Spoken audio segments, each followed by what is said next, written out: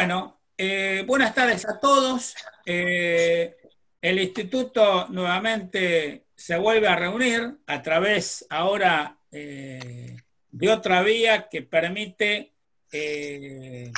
la distancia, el nuclear, quizás a lo mejor desde un lugar más cómodo, poder escuchar o poder ver y poder discutir los temas que nosotros hemos tratado, siempre hemos tratado.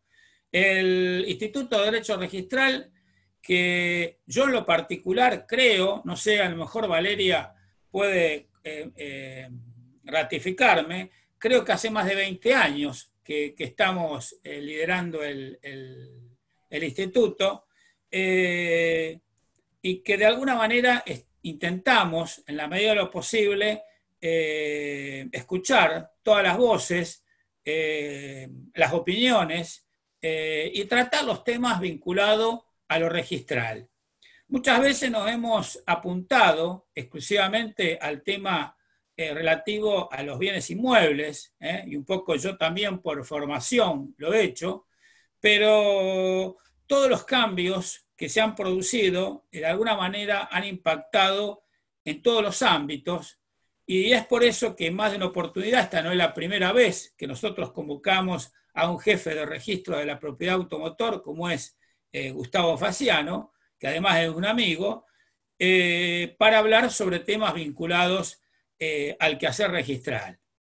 El tema de hoy, el tema que nos convoca hoy, en realidad se me ocurrió y dije, bueno, vamos a tratar de ver a ver qué encontramos dentro de lo que son las medidas cautelares y qué impacto o cómo ha sido el tratamiento de las medidas cautelares en el ámbito registral durante esta época del COVID-19. Quizá encontremos algo nuevo, quizá no encontremos, quizá a lo mejor es un poco profundizar o discutir algunas cosas que ya tenemos desde hace tiempo, pero yo creo que siempre de todo este tipo de reuniones se puede encontrar cosas nuevas, se pueden encontrar nuevas situaciones que nos permiten a lo mejor llevar adelante y cada uno desde nuestro ángulo, es decir, desde el ángulo del abogado litigante, desde el ángulo del tribunal, del juez que tiene que decidir, desde el ángulo de los registradores y también desde el ángulo mismo de los notarios, porque yo creo que esta publicidad llegó, de alguna manera se publicitó, de manera que pueden estar presentes los escribanos, y a los cuales, por supuesto, yo interactúo de hace años con todos, ¿no es cierto? Nos permiten a lo mejor sacar algo positivo siempre de este tipo de reuniones. Bueno, dicho esto, yo ahora los voy a dejar a ustedes con el doctor Gustavo Faciano, es abogado y es jefe de registro de la propiedad automotor acá en la ciudad de Rosario.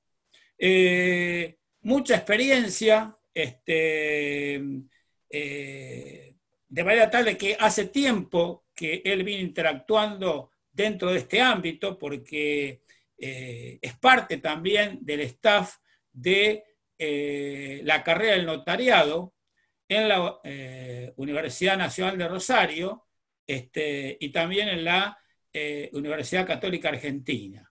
Con lo cual es un gusto tenerte, Gustavo, así que, bueno, cuando vos quieras tenés el micrófono a tu disposición.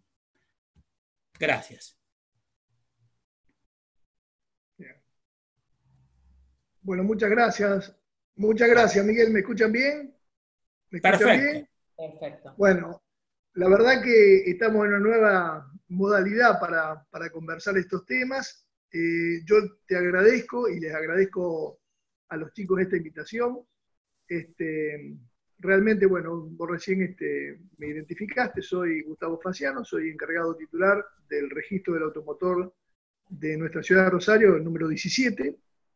Y bueno, la idea, Miguel mencionó en este nuevo tema de coronavirus, de esta pandemia, cómo funcionamos los registros y específicamente respecto a este tema de las comunicaciones judiciales y administrativas a partir de la reapertura de tribunales. Así que bueno, un poquito quería conversar este tema.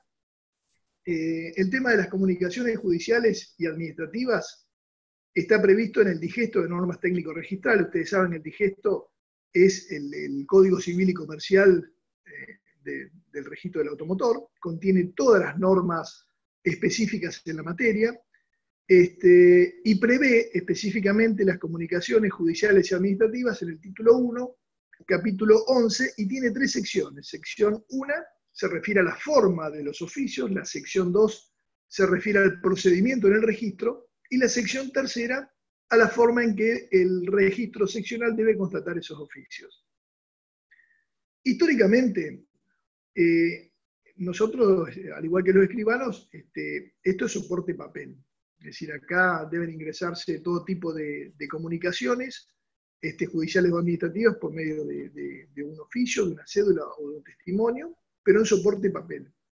Y esa regla en realidad se mantiene al día de la fecha, más allá de la pandemia. No nos olvidemos que a partir del 19 de marzo, que se ordenó el cierre de los registros de la propiedad del automotor, y hasta el día 22 de abril, los registros estuvieron cerrados, y luego de la apertura, el 22 de abril, la Dirección Nacional estableció una especie de un protocolo de actuación dentro de los registros que tenía como parámetro evitar la aglomeración de gente, pero que la actividad registral siga funcionando. Y en lo que se refiere inclusive a las comunicaciones judiciales o administrativas, pues no solamente se refieren a la de un juicio sucesorio, sino que también se refieren a un embargo, a una inhibición, a una medida cautelar, a una medida emanada de algún juzgado federal o de un juzgado penal, con personas detenidas, con presos.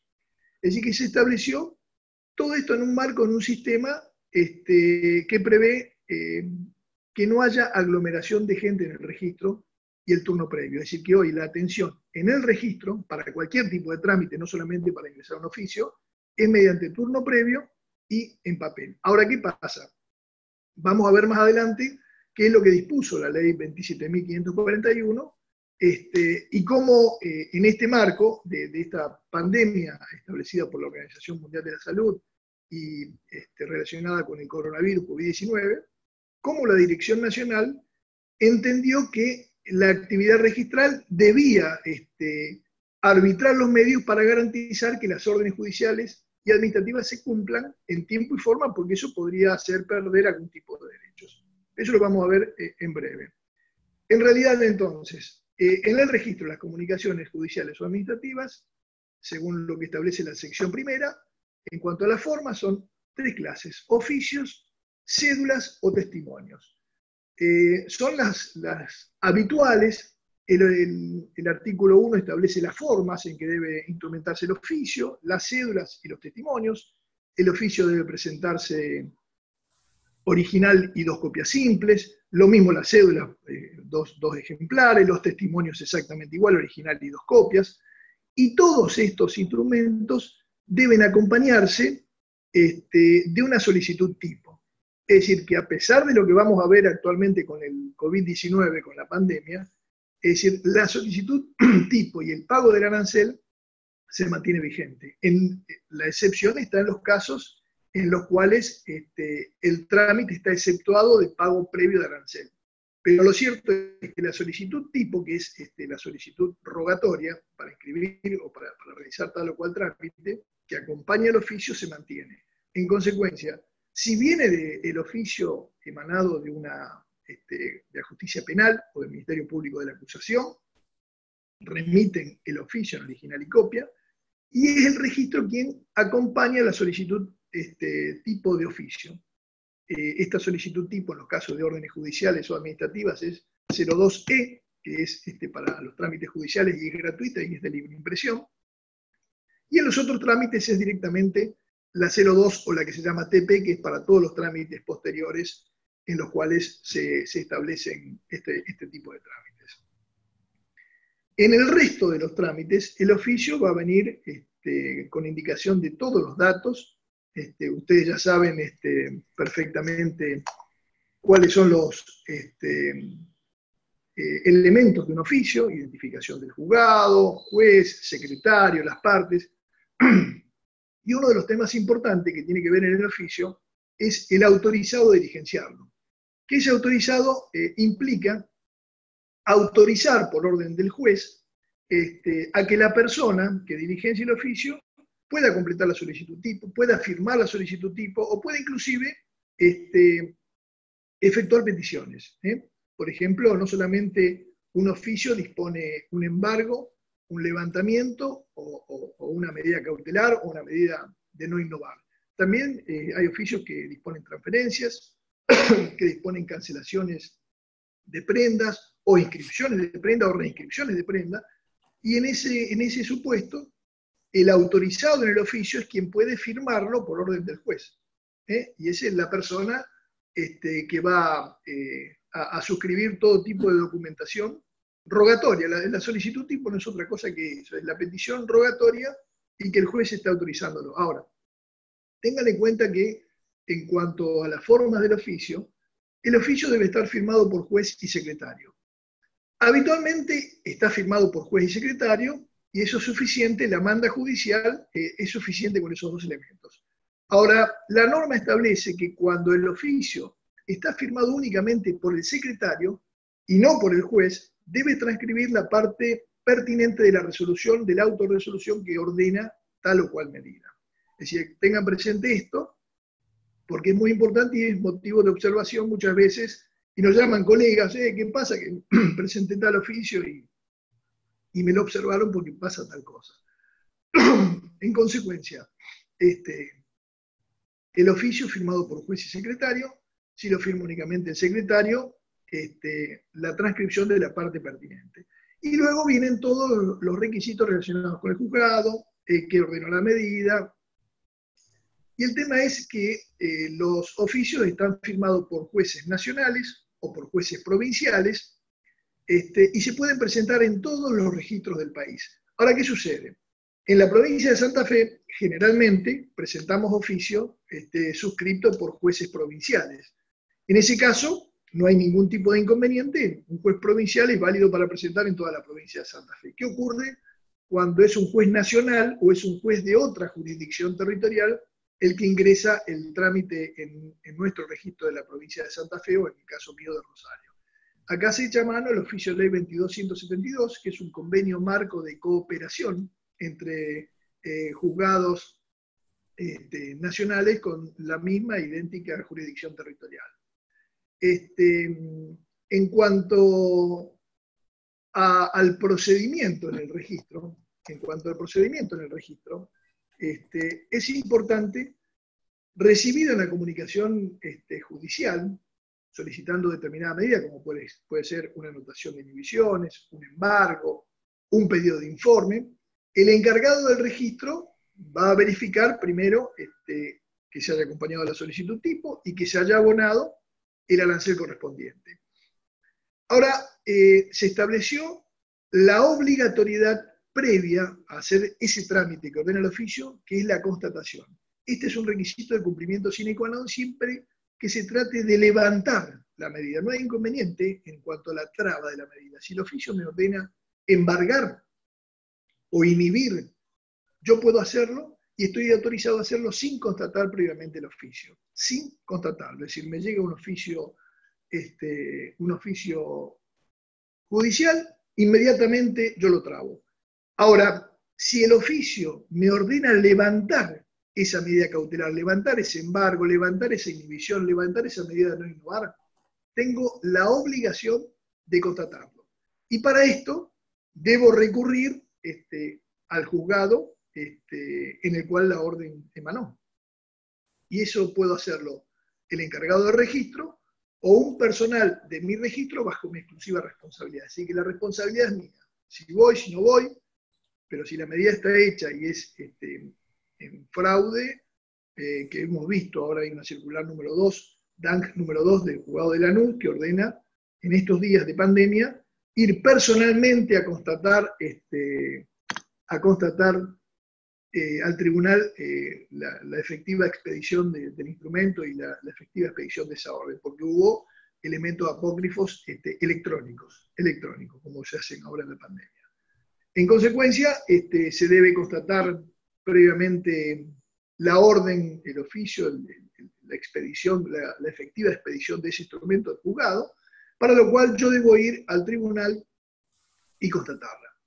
Ya dijimos entonces que en los casos de órdenes recibidas de oficio, que generalmente son las que vienen de la FIP o de la justicia penal, la de la FIP vienen generalmente con el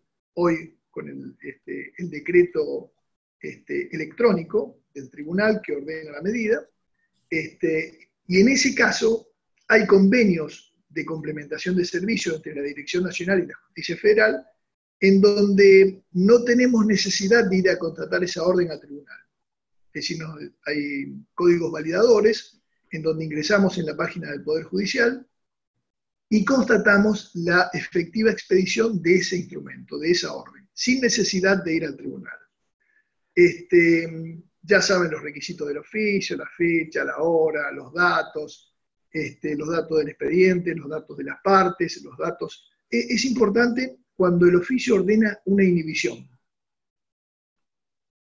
Cuando ordena la inhibición general de bienes, hay un elemento que es fundamental y que muchas veces genera problemas, y los colegas nos llaman enojados, pero para poder uno tomar razón de una inhibición y ser efectiva, se necesita el DNI de la persona, la efectiva carga de ese DNI, y el quid o CDI de la persona, es decir, clave de identificación para identificar perfectamente a la persona que uno quiere inhibir. Respecto al informe nominal y respecto al oficio que ordena una inhibición general de bienes, se puede presentar en cualquier registro del país. Ustedes tienen que inhibir a una persona que está en Misiones, pueden venir a mi registro y lo inhiben, y en 72 horas, tenemos el sistema integrado de anotaciones personales que se llama SIAP, en 72 horas esa persona está inhibida en el país. Lo mismo con respecto al informe nominal. Yo quiero saber si una persona tiene un automotor o tiene registrado automotores, debo cargar los datos correctos, es decir, el DNI, quid o CDI, y voy a saber de manera inmediata qué automotores tiene registrado en el país. Son los únicos dos oficios que pueden ingresarse en cualquier registro del país, porque todo lo demás tienen que ingresarse en el registro en donde está radicado el automotor. Nosotros informamos respecto a la base de datos que yo tengo en mi registro. Es decir, tampoco la Dirección Nacional tiene obligación de recepcionar los oficios, porque la obligación del peticionante es ingresarlo en el registro de radicación. Es decir, el registro nacional se compone de registros seccionales, y estos registros tienen cada uno una competencia territorial, una jurisdicción. En consecuencia, si yo quiero trabar una medida cautelar sobre ese automotor, sobre ese dominio, tengo que ir al registro en donde está radicado. No así si quiero inhibir a un titular. Puedo ir a cualquier registro del país. Lo mismo en informe nominal. Esto que quede claro porque ha generado muchas confusiones, y la persona se piensa, como era antes, tiempo atrás, uno debía ir a todos los registros para inhibir a una persona, porque ocurría que estaba inhibido en mi registro y quizás no en el que comparte zona conmigo, porque no había comunicación. Hoy tenemos SIAP, Sistema Integrado de Anotaciones Personales, que hace extensiva esa inhibición. Pero lo importante, DNI, quid o CDI para identificar perfectamente a la persona. Con respecto a los oficios que disponen embargos o medidas de no innovar o medidas respecto a un automotor determinado, acá tengan en cuenta que generalmente el oficio identifica un dominio, y en ese caso se identifica el dominio y ordena trabar embargo sobre el dominio tal, el encargado del registro lo que hace, no constata la orden, porque siempre que se trata de un embargo se traba sin constatarla, no hay inconveniente, y se ordena la inhibición. Es decir, se toma razón de la inhibición. Recuerden que se presenta por triplicado, dijimos original del oficio y 2 copias, acompañado de la solicitud tipo y del pago del arancel. Una copia, el ejemplar triplicado, es devuelto al peticionario en el término de 48 horas. Y si vino de oficio, tenemos la obligación de, en el plazo de 24 horas de haber tomado razón, comunicar al tribunal de esa traba de razón y llevarla personalmente. Al contrario, si vino, la petición vino de un profesional o de una parte interesada, se pone el término de 48 horas a disposición de la parte interesada para que lo retire y se lo lleve. Esto con respecto al embargo de un dominio. Ahora puede ser que el embargo esté condicionado, tenga la frase condicionante diciendo trabes embargo sobre tal dominio si perteneciere a fulano de tal, o si fuese titularidad registral de fulano de tal.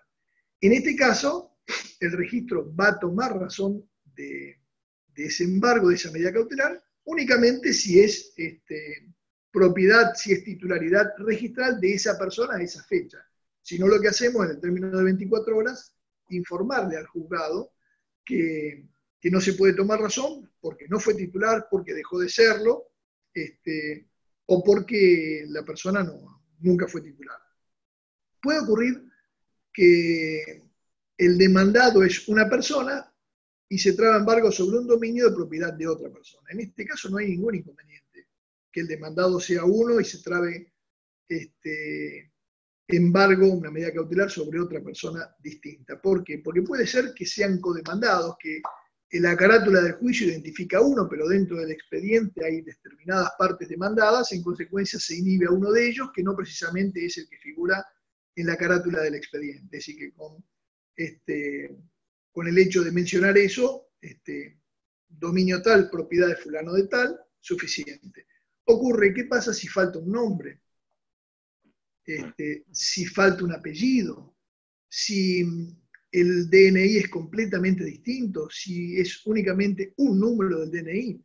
Estas distintas hipótesis se fueron subsanando con distintos dictámenes de la Dirección Nacional que se plasmaron en esta sección segunda del Digesto de Normas Técnico-Registrales, en donde establece que si falta un nombre, por ejemplo, Miguel Ángel, y el oficio dice Miguel solamente, y el apellido, se traba la medida y cuando uno contesta al juez por medio de la nota de estilo, se le informa que el nombre correcto es Miguel Ángel Gómez. Ahora, ¿qué sucede? Si figura Miguel Ángel Gómez López y el oficio dice Miguel Ángel Gómez, en este caso igual se traba razón de la medida y se comunica al juez que la persona que figura inscrita como titular registral es Miguel Ángel Gómez López, es decir, con apellido compuesto. No se va a tomar razón de la medida si el número de DNI o el número de quit que se identifica es totalmente distinto. Si la persona tiene DNI 17 millones y aparece trabado el embargo contra una persona que tiene 37 millones, evidentemente estamos hablando de una persona distinta. Y en este caso no se toma razón, pero se le indica al juez que no se toma razón de la medida, por qué motivo no se toma razón, y se le indica que el juez nos indica el temperamento a seguir, es decir, si debo seguir adelante y trabar la medida o no.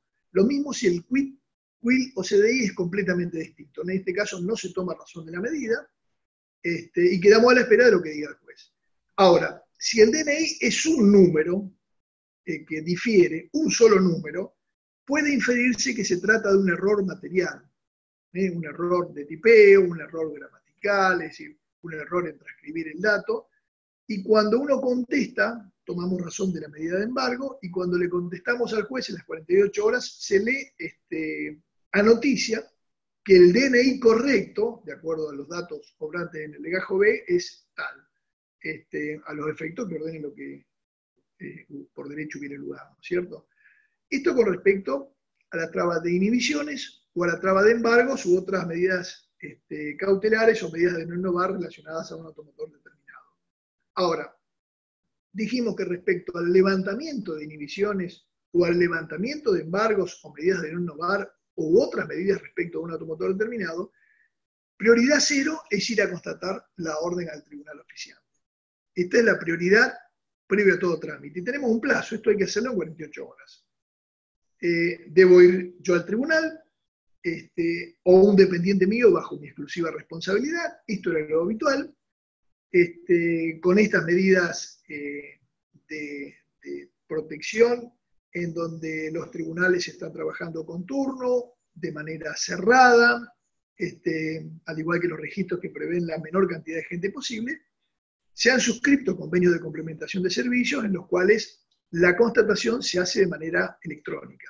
Es decir, nosotros con los códigos validadores y la justicia federal podemos contratar perfectamente el instrumento, validarlo, se imprime la validación y se le da adelante el curso. Respecto a los tribunales provinciales, nos han hecho llegar al día de la fecha los respectivos mails de los distintos juzgados. Entonces lo que hacemos es remitirle un mail al secretario del juzgado a los efectos de que nos confirme la autenticidad de esa orden y la efectiva expedición de ese instrumento por parte de ese juzgado, de ese juez y de ese secretario. Nos contesta el juzgado y trabamos la medida. Es decir, no obstante, cuando ingresa una medida cautelar en estos momentos y hasta tanto el tribunal confirme, queda de manera provisoria trabada esa cautelar a la espera de la efectiva constatación. Esto imagínense que son todos elementos en donde estamos trabajando de manera distinta a todo lo que nosotros estábamos acostumbrados, que era el oficio en soporte papel, la petición en soporte papel, y de manera presencial. A mí, la verdad, me cuesta, yo soy viejo en esto, hace 26 años que estoy en el registro de la propiedad del automotor, y es una especie de folio real. Es decir, acá el papel era fundamental, a mí me cuesta el día de hoy ver las normas en la máquina, leerlas, bueno, yo las bajo, las imprimo, las subrayo, es decir, tengo un formato distinto, general. Quizá es mi hija, que es joven abogada, tiene una formación distinta a la que tuvimos nosotros, en donde el papel es fundamental y donde queremos ver el instrumento, queremos ir a constatarlo, poner el sello de constatado, es decir, lo cual nos daba más seguridad. Bueno, ahora todas estas cuestiones son electrónicas. Así vamos a ver cuando veamos estas normas para constatar los oficios en época de COVID-19, que ya hay firma digital y hay una autoridad certificante, con lo cual se constata de manera electrónica, ¿no es cierto? Así que esto respecto entonces al levantamiento de la inhibición, se va a tomar razón de la medida, consignando levantada la fecha de presentación, el cargo, la toma de razón, lo mismo el levantamiento de embargos, medida de no innovar, es decir, se constata la orden, y siempre en todos estos casos se efectúan notas de estilo, ¿cierto? Lo mismo ocurre con las modificaciones y con las reinscripciones, es decir, en el registro del automotor, el plazo de validez, tanto sea de un embargo como de una inhibición, difiere del registro de la propiedad de inmueble, es decir, puede ser que esté inhibido en el registro de la propiedad de automotor y no esté inhibido en el registro de la propiedad de inmueble o viceversa, que es habitual que vienen a presentar oficios de levantamiento y no están trabados la inhibición en el registro de la propiedad del automotor y sí en el registro de la propiedad de inmueble. Ahora, el embargo caduca a los 3 años y la inhibición caduca de manera automática y de pleno derecho de no ser reinscripta en el término de 5 años a partir de su toma de razón. Acuérdense, 3 años para el embargo del automotor, 5 años para la inhibición general de bienes en el registro de la propiedad del automotor. Si no se reinscribe, caduca automáticamente y de pleno derecho, no hay necesidad de hacer ninguna petición. Y si se ordena la reinscripción, bueno, vamos a constatar el oficio de reinscripción y vamos a reinscribir esa orden o vamos a reinscribir esa inhibición. Ahora, esto con respecto a medidas cautelares que ordenen directamente un embargo, una inhibición, una medida de no innovar. Pero puede ser que el oficio, la cédula, el testimonio, me ordene otra cosa, me ordene una inscripción de prenda. ¿Por qué? Porque la prenda, una vez que está caduca, pasaron los 5 años, la forma de reinscribirla es por orden judicial. Es decir, si hay una prenda que no venció, la reinscribe el acreedor prendario por otro periodo de 5 años, ¿cierto? Ahora, si la prenda venció, la única forma de reinscribirla, de reinscribir esa prenda, es por orden judicial. Entonces, al igual que la inhibición, la prenda tiene un plazo de duración de 5 años. Vencido ese plazo, la única forma de reinscribirla Si no está cancelada es por orden judicial. Y en este caso, los oficios ordenan la reinscripción. Y nosotros tenemos que constatar esta orden, reinscribirla por otro plazo de 5 años e informarles al juez. Y siempre puede reinscribirla todas las veces que quiera por orden judicial.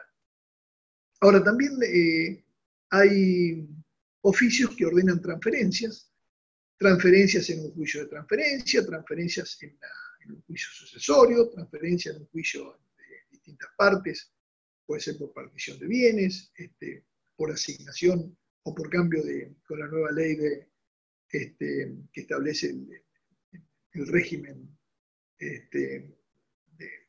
propio o personal, ordena determinado carácter al bien, si es propio, si es personal de una de las partes. Entonces, en este caso va el oficio siempre como minuta rogatoria y luego el resto de los requisitos para el trámite que se trate. Supongamos, hay un oficio que emana de un proceso de familia en donde hay un divorcio de las partes, en donde las partes se divorcian, estábamos dentro del régimen de bienes ganancial, lo que era anteganancial, que es el régimen patrimonial del matrimonio, en donde quien figura como titular se queda con ese automotor, pero cambia nada más que el estado civil, es decir, que el bien va a dejar de ser un bien ganancial para pasar a ser un bien propio de la persona. En este caso, si el automotor estaba a nombre de esa persona y cambia nada más que el estado civil, el oficio va acompañado de una solicitud tipo 02 o un TP, que es para trámites posteriores, a los efectos de cambiar nada más que el estado civil. Y se cambia el carácter del bien. Va a dejar de ser un bien ganancial, va a dejar de figurar como casado, va a pasar a ser divorciado, y con el 02 o con la TP, ese oficio se va a tomar como un carácter propio. El automotor va a ser propio, es decir, que para venderlo no va a necesitar el asentimiento conyugal.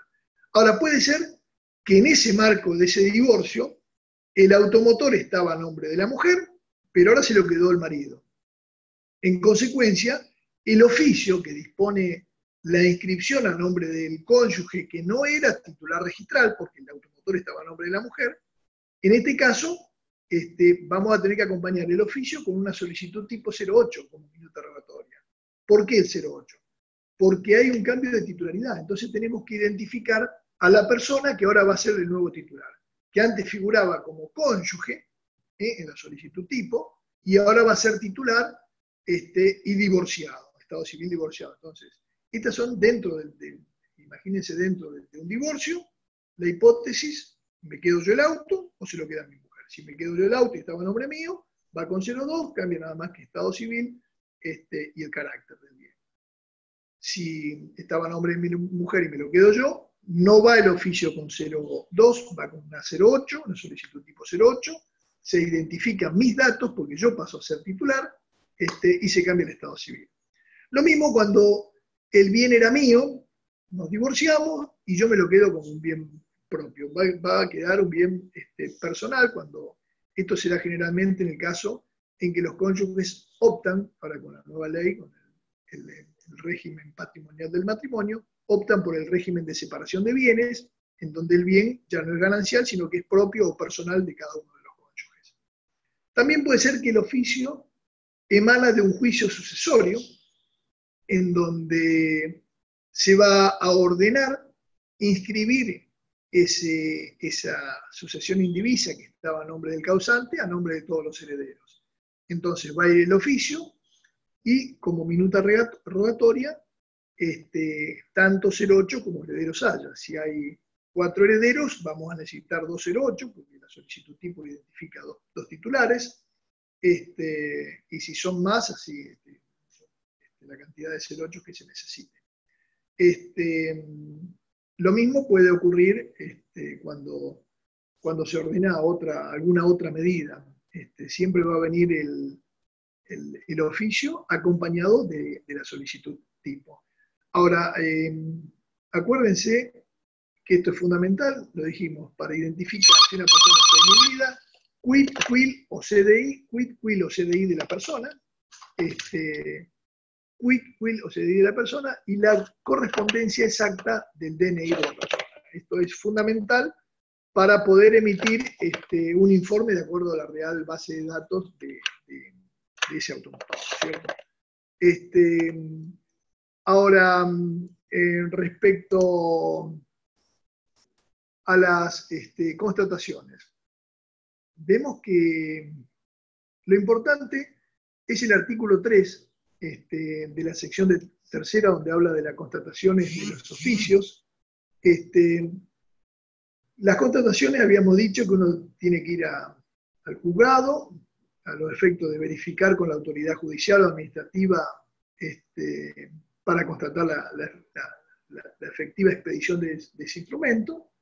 Pero hay un dato que se equipara a esta nueva norma que se dictó ahora con el COVID-19, porque dice, si dentro de los plazos que establece la norma y tratándose de órdenes judiciales no hubiera sido posible constatar su libramiento directamente ante el juzgado, o no hubieran podido constatarse a través de la página web del Poder Judicial, podrá constatarse el instrumento mediante la certificación de la autenticidad de la firma del funcionario judicial que lo suscribe en el tribunal que lleve la superintendencia, o mediante el reconocimiento de la firma y los sellos obrantes en él por parte del juez o secretario interviniente. Fíjense que el artículo 3 dice esto, es decir, si yo no puedo constatarlo en la página web del Poder Judicial porque no está cargado, o en el juzgado no lo puedo constatar porque no está, en la carpeta de oficios no está esa copia,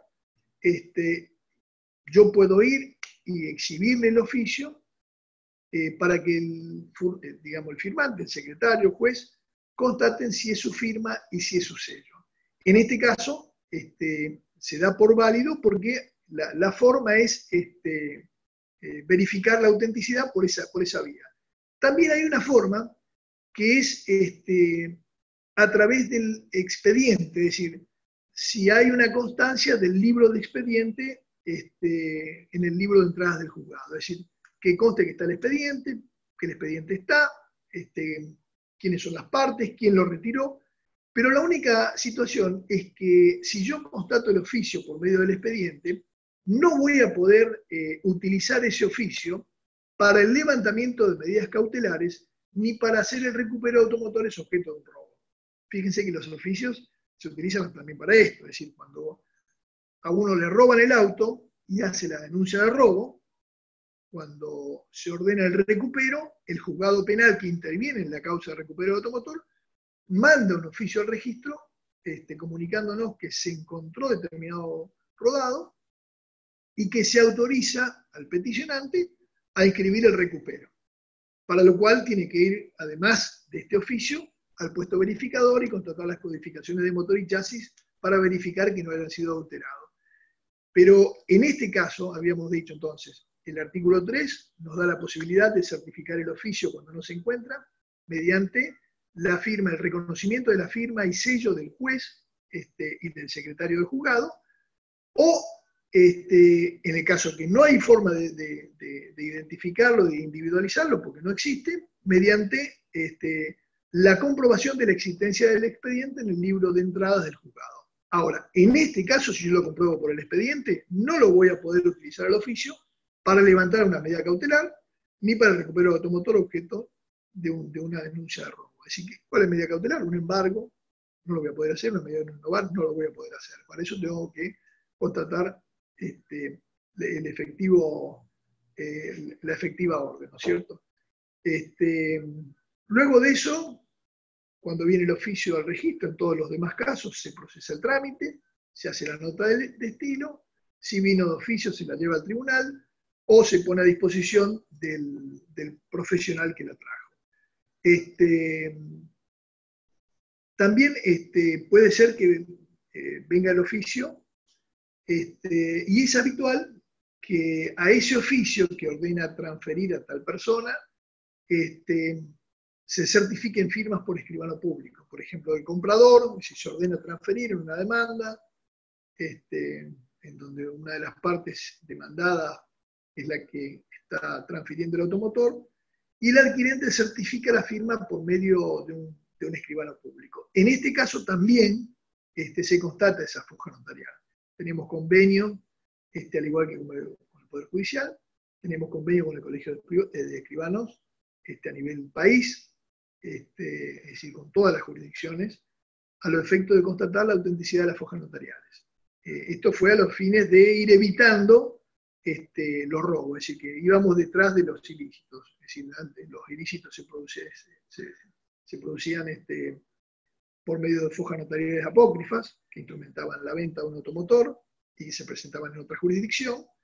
Resulta que después de un tiempo venía la persona al registro, se le informaba que ya había sido transferido. Cuando pedíamos informe al registro de la nueva jurisdicción, resultaba que se había transferido por medio de una foja notarial, en donde se le tomaba la firma a la persona o un apoderado de esa persona, y resultaba que esa foja notarial era apócrifa, que había sido robada, que había sido falsificada, que había sido adulterada, etc. Entonces, para evitar eso, así como hay que constatar el oficio, también hay que constatar la autenticidad de la foja notarial. Para esto, ingresamos en la página del Colegio de Escribanos, también con un código validador, se constata la orden, se verifica la autenticidad y se emite un reporte que da el colegio de que esa hoja es válida, que fue expedida a tal profesional y en la fecha que se señala. Y si no es así, bueno, tenemos la obligación de hacer la denuncia y ver la formalidad que corresponda. Ahora, respecto a qué ocurre hoy. Hoy tenemos que la Dirección Nacional, a partir de estas normas de distanciamiento, primero teníamos el ASPO, el aislamiento social preventivo y obligatorio, y hoy tenemos el distanciamiento.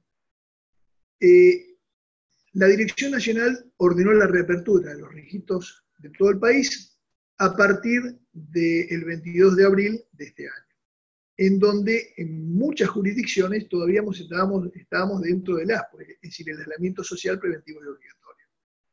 Ordenó la apertura con un criterio de restricción, es decir, únicamente con turnos, asignaba 30 turnos por día, y esos turnos eran tanto para presentar medidas cautelares, para presentar transferencias, para hacer consultas y para retirar trámites.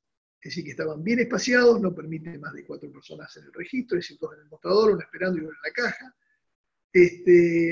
y con un total distanciamiento. Es decir, que lo que evitaba era que se aglomere gente en el registro.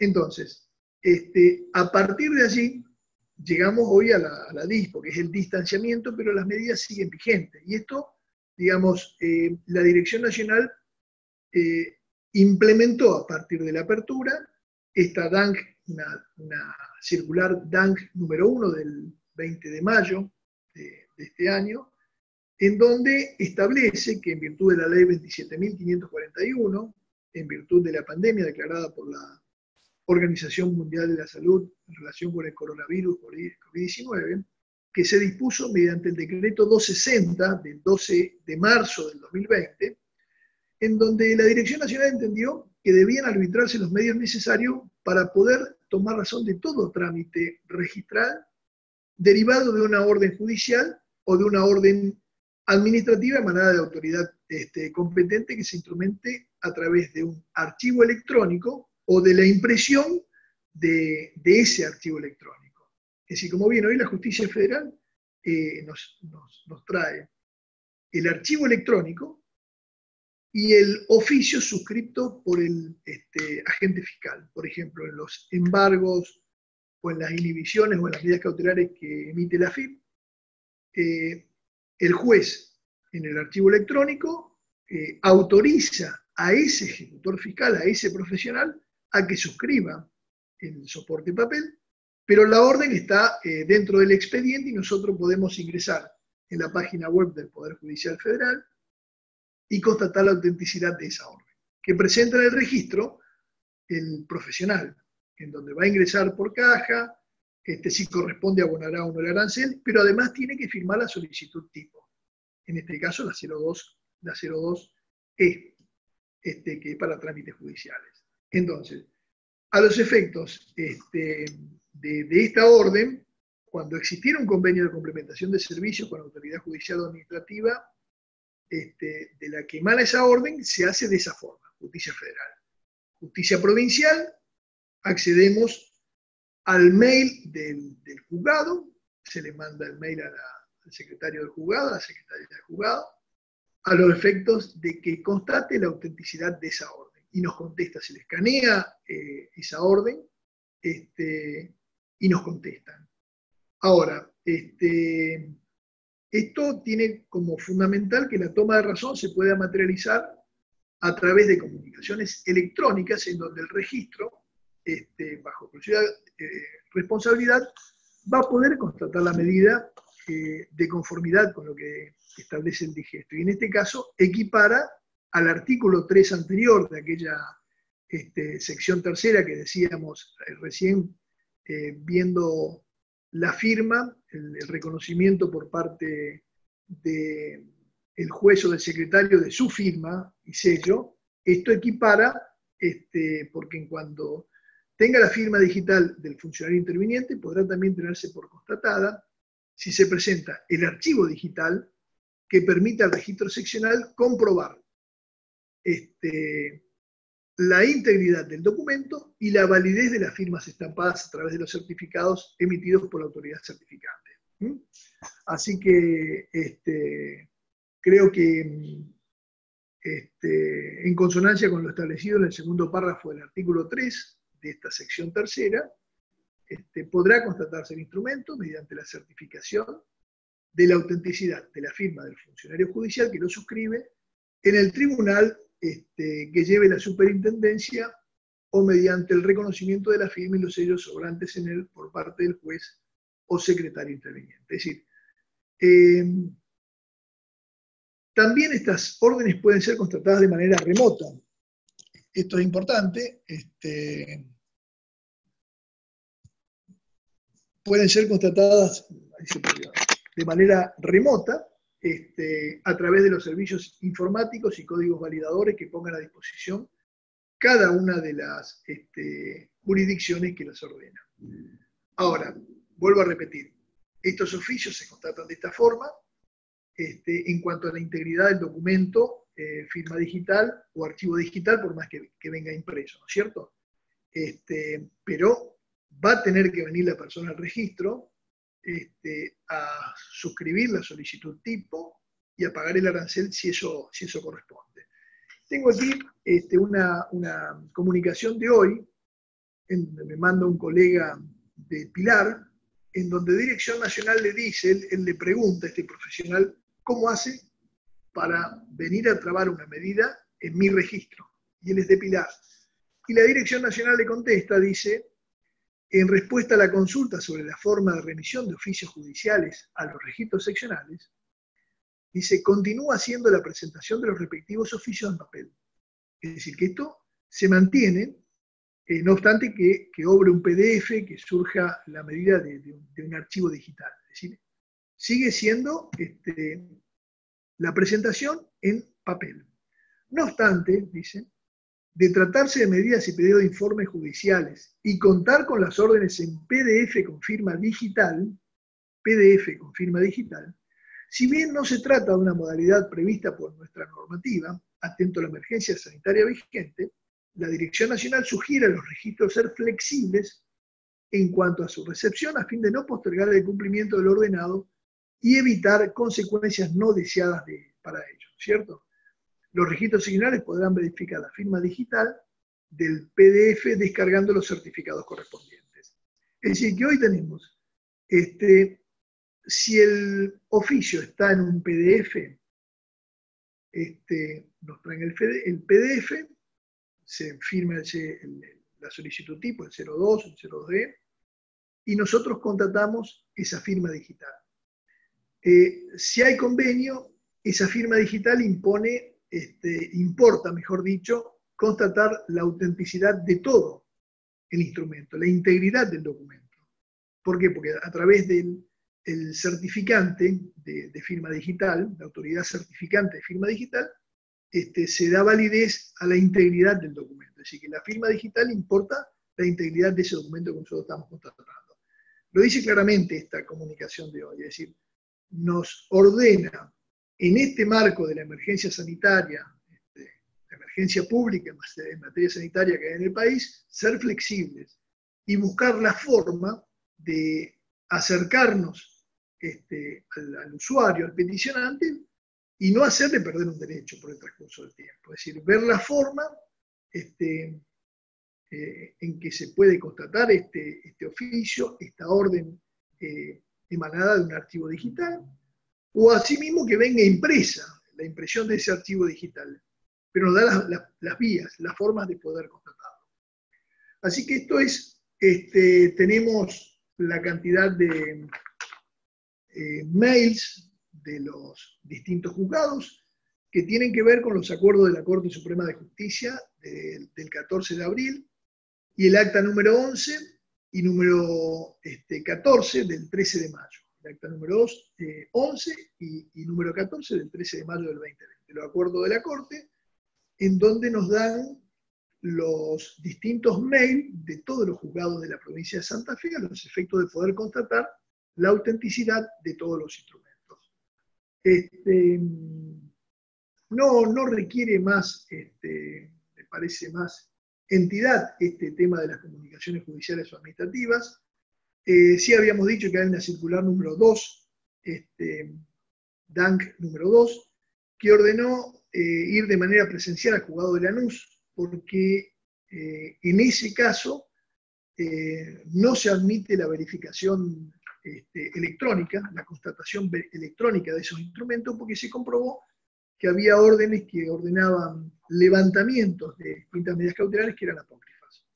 Es llamativo porque venía en formato electrónico y en archivo PDF, pero bueno, ordenó que en esos juzgados de Lanús la constatación debe ser personal, es decir, tiene que ir el encargado de registro, una persona de su exclusiva responsabilidad, a constatarlo.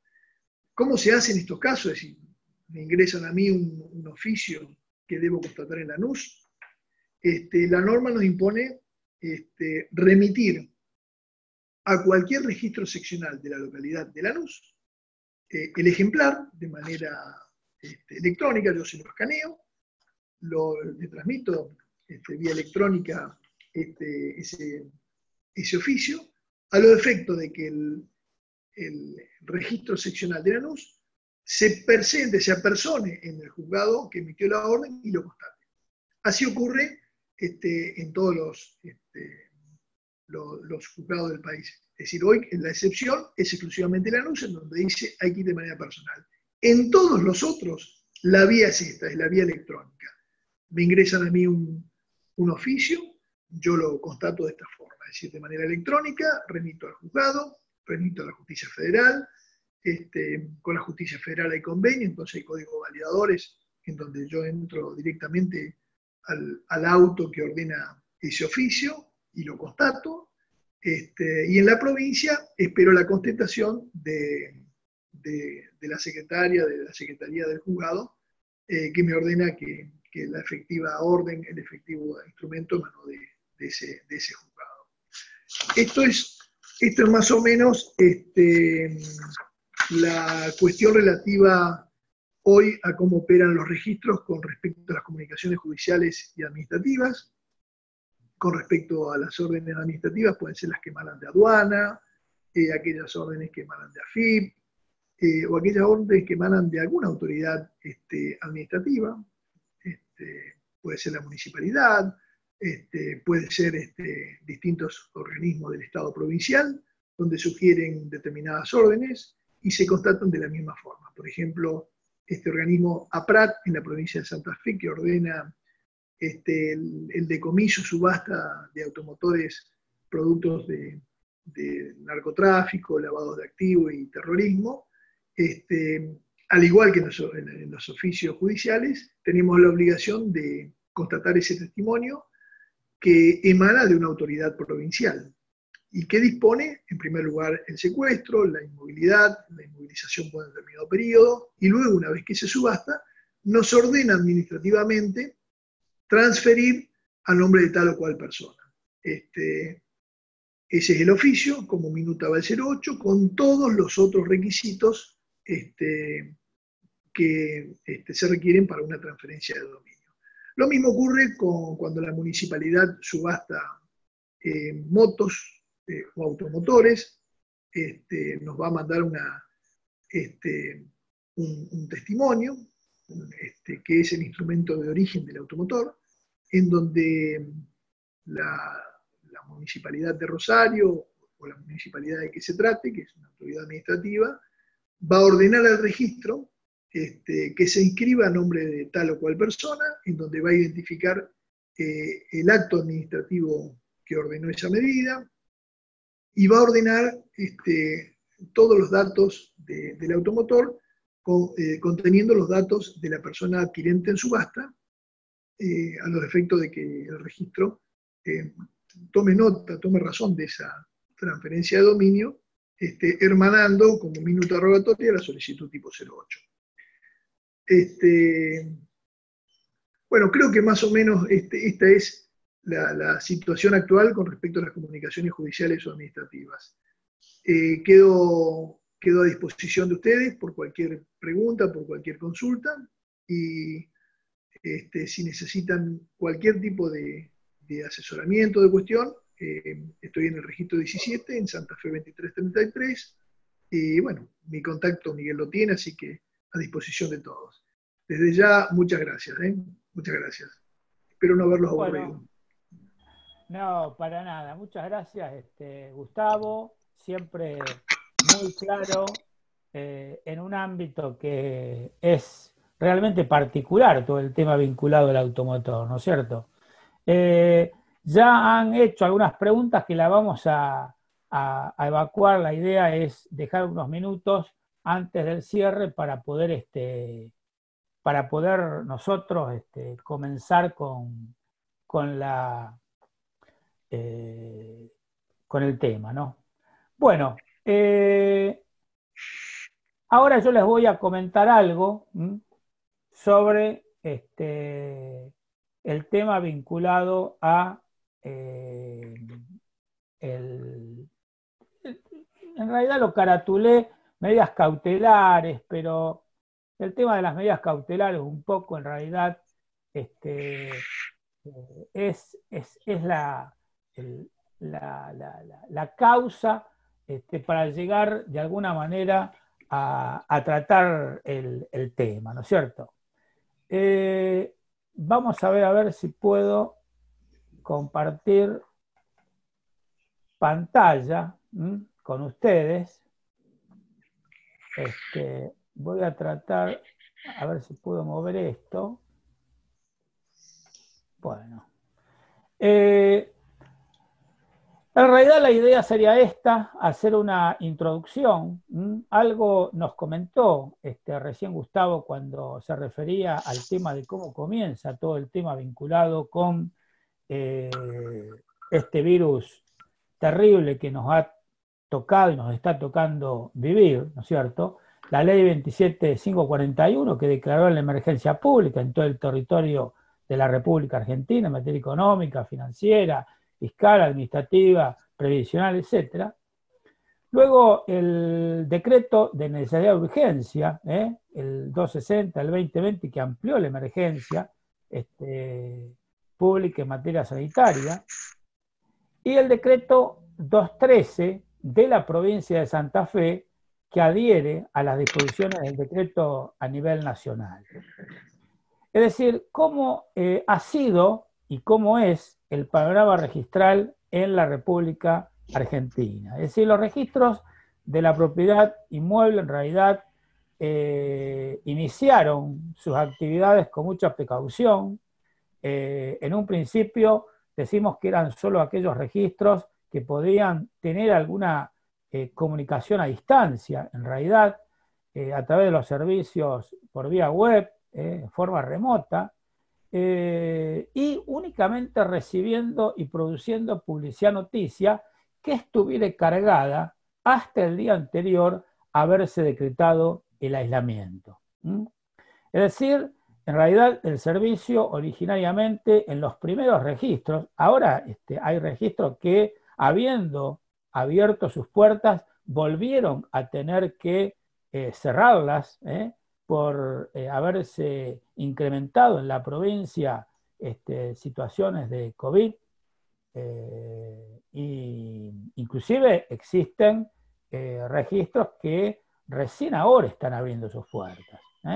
Es decir, yo ahí abajo ustedes verán que puse que se han dispuesto sistemas de turnos en algunos registros a los fines de atender a los usuarios. Eso no se aplicó en la provincia de Santa Fe. Es decir, algunos registros comenzaron únicamente con un sistema de informes a los fines de conocer el trámite, y sí se dispusieron en casi todos los registros plataformas para que los abogados, los escribanos, los agrimensores, los profesionales en general pudieran gestionar informes fundamentalmente y certificados para aquellos registros que tuvieran el sistema que pudiera proporcionarse la devolución con firma digital, es decir, la recepción y la devolución con firma digital. En la provincia de Santa Fe, el decreto 264 dispuso la prestación de los servicios en organismo. Ahí hay alguien que tiene el micrófono abierto. Yo les pediría que lo cierre, no sé quién es. Lo que sí debemos decir que el primer registro en el país, en realidad, que abre sus puertas fue el registro de la propiedad en la provincia de Santa Fe. O sea, abrió sus puertas con restricciones, con restricciones, pero no con restricciones respecto al tipo de documentos que podían ingresar al registro. Es decir, se recepcionaron documentos notariales, judiciales y administrativos. Mucho antes que lo que ha sucedido en otros registros. Lo que no se estableció en el registro en la provincia de Santa Fe fue el sistema de turnos. El Estado consideró de que no era conveniente y de esa manera se plantearon determinadas protecciones sanitarias que permitieron de alguna forma que el registro estuviera por lo menos atendiendo las circunstancias como se plantean dentro de esta pandemia. Se han dictado numerosas disposiciones técnico-registrales y uno de los temas que más se discutió a nivel país era si este tema de la suspensión de plazos registrales estaba habilitada o no. En la provincia de Santa Fe, la ley 6435, yo les diría que el artículo 87 es el que habilita de alguna forma a la dirección del registro al dictado de estas disposiciones técnico-registrales. Este artículo ustedes dirán que dice hasta tanto se dicte la reglamentación de la presente ley. En la provincia de Santa Fe no hay una reglamentación de la ley registral. La reglamentación la componen todas y cada una de las disposiciones técnico-registrales que han sido dictadas. Eso es el cúmulo de reglamentación que importa justamente la puesta en marcha de muchas de las situaciones que plantea la ley provincial. Los directores de los registros quedan facultados para aplicar las normas conducentes a su cumplimiento, tratando en lo posible de unificar los criterios y el procedimiento a seguir. Normas conducentes al cumplimiento de los fines para los cuales se han creado los registros inmobiliarios. ¿Cuál es el fundamento que en la provincia de Santa Fe nos avala para el dictado de disposiciones técnico-registrales que hagan mención a la suspensión de plazos? Es una disposición técnico-registral de unos cuantos años, año 1999, donde ya a través de la ley provincial y la resolución del Ministerio de Gobierno se facultó a los registros generales de Santa Fe y de Rosario a suspender plazos registrales cuando existan circunstancias de caso fortuito o fuerza mayor y la situación configure alguna de las excepciones que se encuadran en dichas normas. Fíjense que estamos hablando de caso fortuito o fuerza mayor, que en realidad para nosotros, y que yo creo que para todo el mundo, pero para nosotros en especial, que estamos hablando de nosotros, fue realmente una situación inesperada. Se establecieron las suspensiones de plazos en la provincia de Santa Fe. Yo me voy a dedicar ahora voy a apuntar al tema de la provincia de Santa Fe. Si quieren, después podemos, si nos queda tiempo, hablar un poco más del abanico, pero vamos a apuntar a esta provincia. Se han dictado, fíjense en pantalla, 3, 4, 5, 6, hasta la número 15, suspendiendo los plazos. Es decir, a ver, la última plantea la suspensión de plazo hasta el día, creo que es domingo 12, me parece, o domingo 21, no estoy seguro, pero ustedes dirán, pero ¿cómo es esto de que están suspendidos los plazos y el registro siguió actuando? Fue una situación, yo les diría, con suma precaución fue tomada y permitió, atento a las numerosas restricciones que se plantean en cuanto al acceso de los documentos y la devolución de los documentos, en donde seguramente no, y aún ahora, no se está trabajando normalmente en cuanto a la cantidad de usuarios que pueden acceder o presentar los documentos normalmente, se dijo, vamos a hacer lo siguiente, vamos a abrir las puertas, vamos a comenzar de a poco con todas las restricciones a recibir documentos y a devolver documentos, pero mientras tanto los plazos van a quedar suspendidos. Entonces, un poco esto se discutió a nivel nacional, cómo tenía que ser el cómputo de los plazos, cómo yo tenía que computar este corrimiento, digamos, y este puente que se plantea con la suspensión de los plazos registrales en los supuestos donde los registros están abiertos, por ejemplo, el de la provincia de Santa Fe. Entonces se estableció lo siguiente, los certificados, ¿para dónde? Es decir, ¿para qué documentos o instrumentos se aplicaría esta suspensión de plazos? Para los certificados, cuando hablamos de certificados, acá en la provincia de Santa Fe hablamos de los certificados notariales, de los certificados jurisdiccionales y de los certificados administrativos. ¿Por qué? Porque el artículo 41 de la ley 6435 expresamente en la segunda parte hace referencia a los certificados jurisdiccionales y administrativos. Esto no sucede en todas las provincias, en algunas. En la nuestra sucede. Cuyo plazo de validez estuviera comprendido en el lapso de la suspensión. O sea, ¿qué puede suceder? Por ejemplo, ya lo vamos a ver luego, que un certificado registral ingrese el día anterior al comienzo de la suspensión. Entonces, se va a hacer un puente hasta tanto se produzca el reacomodamiento, no la apertura del registro, sino hasta tanto se produzca el levantamiento de la suspensión. Ahora bien, si yo me hago del certificado antes de que concluya el plazo, es decir, durante el plazo de suspensión yo me hago del certificado, yo podría otorgar la escritura sin ningún tipo de inconveniente. Otra situación que se puede dar con respecto a los certificados es que el certificado haya sido ingresado durante la suspensión.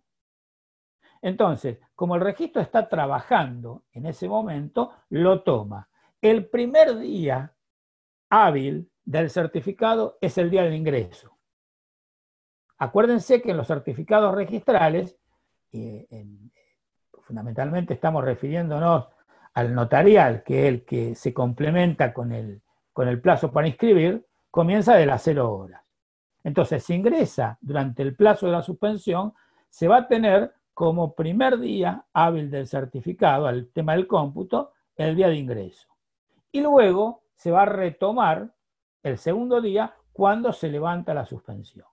Ahora, eso no quita que si yo me hago del certificado antes de que concluya el lapso de la suspensión, porque el registro está trabajando, puedo otorgar tranquilamente la escritura. Es decir, ahí no va a haber ningún tipo de impedimento.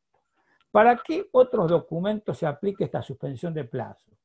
Para las inscripciones, anotaciones y otros documentos, es decir, ya sean notariales, judiciales o administrativos, cuyo plazo de vencimiento o el de presentación se cumpliera en el mismo lapso de la suspensión. Por ejemplo, una medida cautelar que vence durante la suspensión. Antes de que comenzara la suspensión, le restaban todavía 3 meses para vencer. ¿Está? Entonces, si vence durante el plazo de la suspensión, automáticamente se produce un puente. Y lo que le quedaba sigue el corrimiento después de levantada la suspensión. ¿Está? Ahora bien, fíjense lo que yo aclaro luego. ¿Qué es lo que le estoy diciendo? El curso de los plazos suspendidos se reanudará a partir de las 0 horas del primer día en que se reanude la actividad. Bueno, esto que yo le aclaro acá no es aplicable para el caso nuestro, porque en el caso nuestro se abre el registro por un lado, pero continúa la suspensión. ¿Se entiende?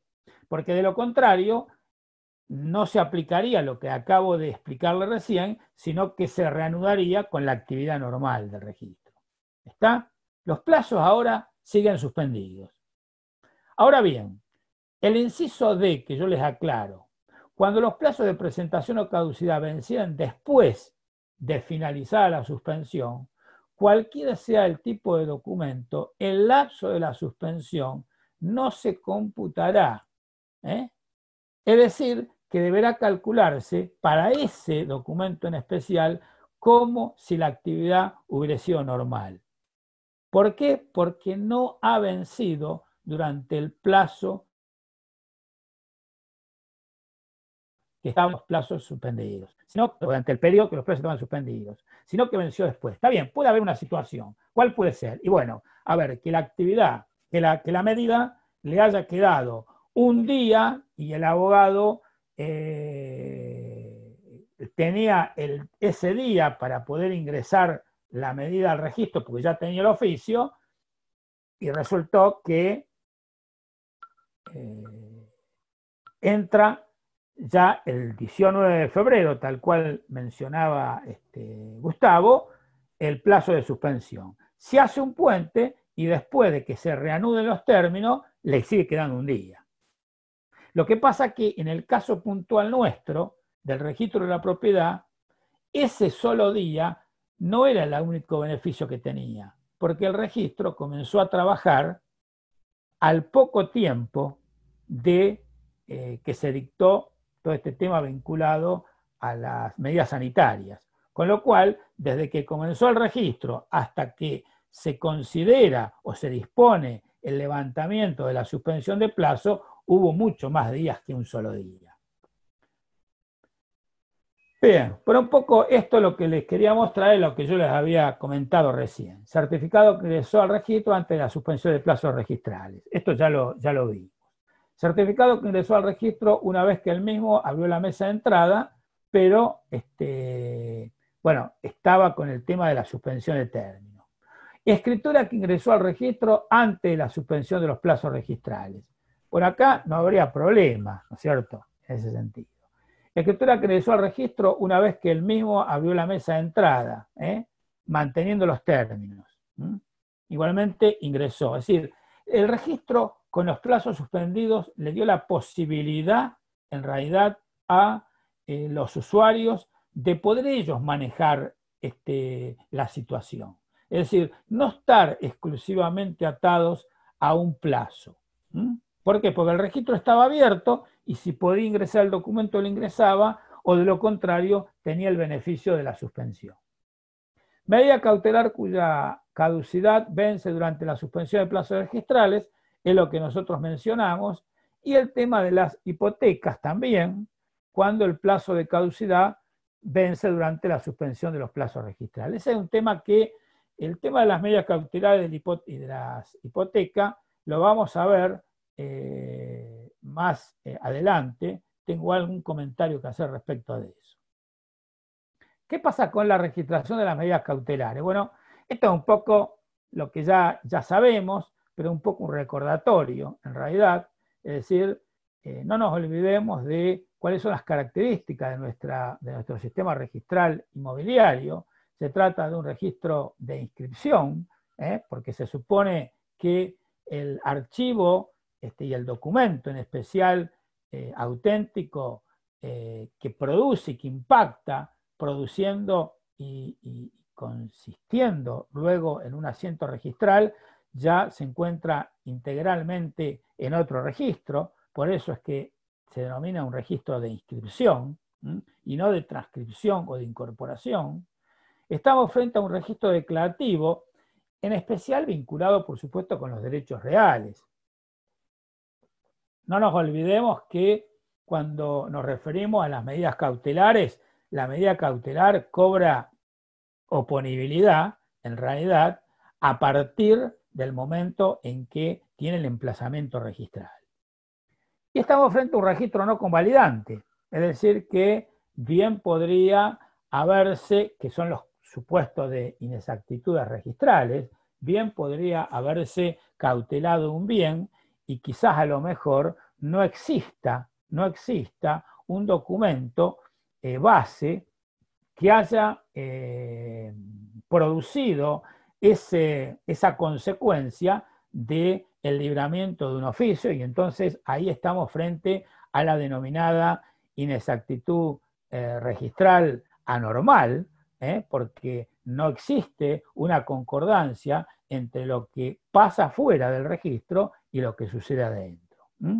Es decir, tenemos que tener claro que la inscripción, como bien dice el artículo 4 de la Ley Nacional Registral y el artículo 6 de la Ley Provincial Santafesina, la inscripción no convalida el título nulo ni subsana los defectos de que adoleciere según las leyes.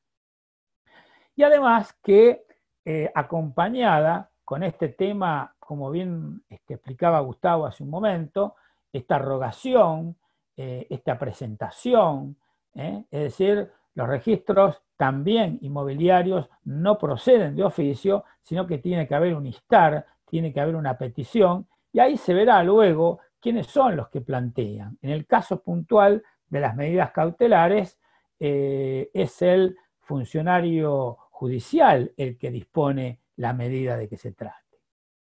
Ahora bien, en la provincia de Santa Fe, nosotros, lo aclaró también Gustavo respecto al ámbito automotor, nosotros lo tenemos respecto del ámbito inmobiliario, hablamos de competencia territorial, tenemos en realidad dos registros de la propiedad inmueble, uno con cabecera en la ciudad de Santa Fe, la ciudad capital, que se refiere o abarca todos los departamentos del norte de la provincia, y otro registro con cabecera en la ciudad de Rosario, que nuclea los departamentos del sur.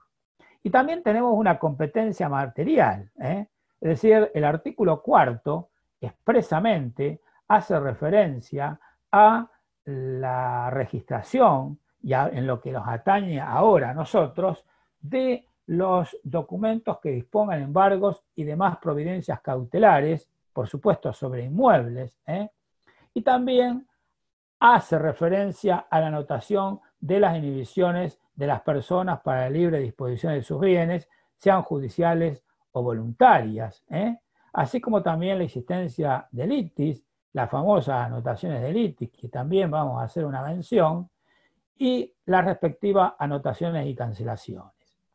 Y por su parte, esto tiene que ser complementado, integrado, con el artículo 5 de la misma ley provincial registral, que refiere justamente a dónde debe estar contenido, porque es la relación entre el cuarto y el quinto, dónde tiene que estar contenido. Acá se habla de constar en sentencia judicial, en realidad tenemos que decirlo de manera más amplia, resolución judicial, ¿no es cierto? Y por supuesto, como bien dice el inciso segundo de este artículo, tener las formalidades establecidas por las leyes y estar autorizado sus originales o copias por quien está facultado para hacerlos, amén de revestir el carácter auténtico de hacer fe por sí mismos. Bien, esta ley registral provincial también tiene que ser integrada por otras normas referidas al tema. El artículo 51 de nuestra ley provincial, que menciona expresamente cuál es el organismo pertinente cuando se refiere, por ejemplo, a las inhibiciones. Recuerden que hace ya varios años acá en la provincia de Santa Fe tenemos el registro unificado, un poco acomodándonos a lo que siempre estudiamos cuando veíamos derecho procesal y decíamos que las inhibiciones eran jurisdiccionales. Bueno, nosotros en la provincia de Santa Fe, ya hace varios años, yo calculo que debe ser unos 8 o 9 años ya que tenemos el registro unificado, donde cualquiera sea la presentación, la solicitud, en cualquiera de los dos registros, Santa Fe o Rosario, se les va a informar sobre la inhibición que pueda constar en alguna persona determinada,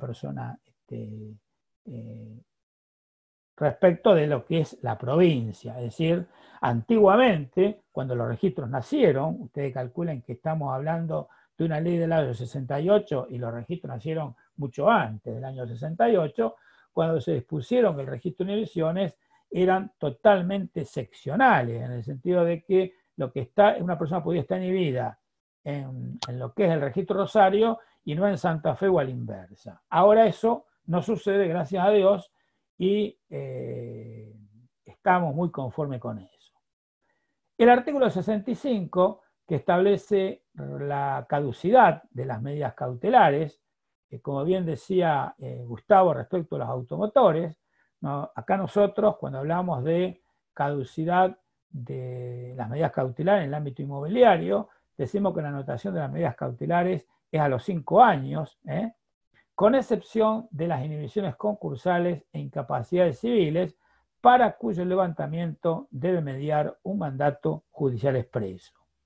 Y los plazos, esto es importante, se cuentan a partir de la fecha de la toma de razón. Los plazos se cuentan a partir de la fecha de toma de razón y a partir de ese momento se calculan los 5 años.